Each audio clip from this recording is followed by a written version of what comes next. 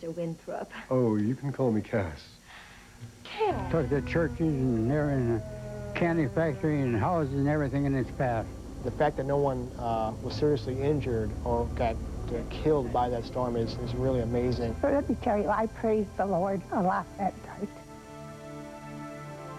Good evening, and thanks for joining us for this NBC 26 News special. I'm Heather Hayes. And I'm Mark Leland. 8 minutes. That's all the warning the residents of Oakfield had. The tornado was heading toward the village, but nobody really knew what was to come. Residents heard the sirens, but they didn't expect a tornado of this magnitude to hit Oakfield. But the tornado did hit this town, destroying everything in its path. And the damage was estimated in the millions of dollars, but miraculously, no one was killed. Preston Rudy takes a look back at the twister of '96. The awesome power of a tornado like that, when it comes through and just literally mows through a town and takes everything in its path, is a sight to behold. It's hard to believe. You're going to hit us? Yeah, what did you see tonight? Oh, the tornado came down Prairie Road and got front of the village, veered a little bit to the south and went right straight through the middle of town. Took the churches and everything, candy factory and houses and everything in its path. The tornado struck just after 7 o'clock coming from the west, and as you can see here, this was a candy factory, completely leveled. You turn behind us, rows and rows of homes leveled. This home here, the roof gone. If you would have seen the destruction shortly after the tornado, you can't imagine how everybody did survive. Initially, the damage was hidden under a cloak of darkness. But when dawn broke, it was painfully obvious. Almost 50 homes gone, another 100 or so damaged. Trees snapped like toothpicks, 2 churches ripped apart, and the community's largest employer leveled. Well, just looking around, you could see it was a terrible mess, a terrible catastrophe. Emergency personnel say the hours following the tornado were more like controlled chaos. The high school transformed into a triage center with dozens seeking medical attention.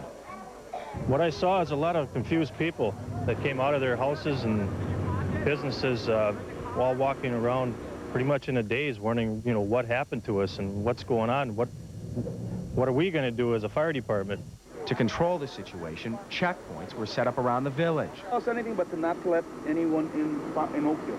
But eventually, more than 10,000 volunteers were allowed in. Those lending a hand included the National Guard and even several dozen state prisoners. Well, people need help, you gotta pitch in and help them. That's all you can do, is just help.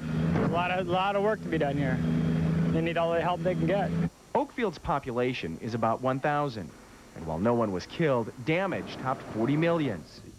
It's hard to talk about it because, your baby's pictures, your wife's pictures, your anniversary gifts, or stuff from wedding cribs, and all that's gone. You never replace it. But through it all, the residents of Oakfield didn't lose their sense of humor. And while the fabric of this community was ripped apart, the residents seemed to draw closer together. As the night went on, we realized that pretty much everybody was accounted for, and that was the best news we could hear. The aftermath of the tornado wasn't pretty. There was a dusk to dawn curfew, there was no gas, no electricity. There was also a boil water order in effect.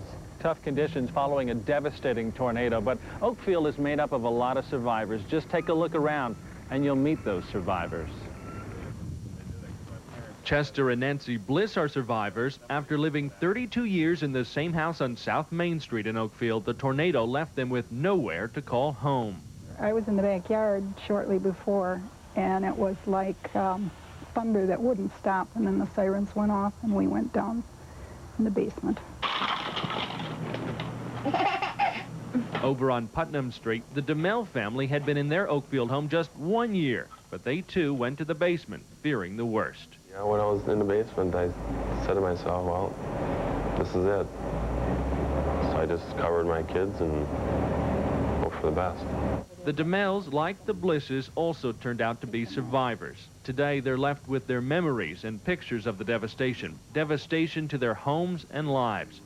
1 year later, they still feel the pain, especially on a stormy summer night. There was a lot of scurrying around and a lot of stress. We didn't sleep very well either for a long time. Still, last night with all that wind that came through, it was kind of scary. I was up listening to the radio. Wife and kids were sleeping, but I was down here listening to the radio. That thought run through your mind, maybe time with storms it does. Both families were forced to build new but smaller homes like most of their neighbors, but you can still find a little bit of the past intertwined with all the new. It's nice to see all the neighbors you had that seem to be doing okay now. Everybody helped out everybody, pretty much. It's been frustrating, and it's hurry up and wait. After a year, the Blisses still don't have a lawn, and a deck off the back of the house has yet to be built. 2 blocks away over the DeMels, construction is complete, but work right next door reminds them that rebuilding lives takes time. Well, I thought about getting out of here, but I like Oakfield, so I wanted to stay. So we decided to rebuild. Pretty much going to be it, I hope. If we have another tornado, I don't think it will be. From the destruction has blossomed a new beginning in Oakfield, one full of survivors. Gone are the mementos lost in the storm, replaced with furnishings that are obviously new. But along the way, a lot of lessons have been learned. I guess not to take anything for granted and be patient. Now that you have a sense of the disaster and met those who lived through it, let's take a closer look at the storm. When Oakfield, 1 year after disaster continues, will examine the path of one of the most powerful tornadoes to ever hit Wisconsin from the experts who watched the fury unfold. We knew when we both walked in the door, at 7:30 in the morning, that we had an explosive situation. And not only did residents have to rebuild, so did much of the village, including the area's biggest employer.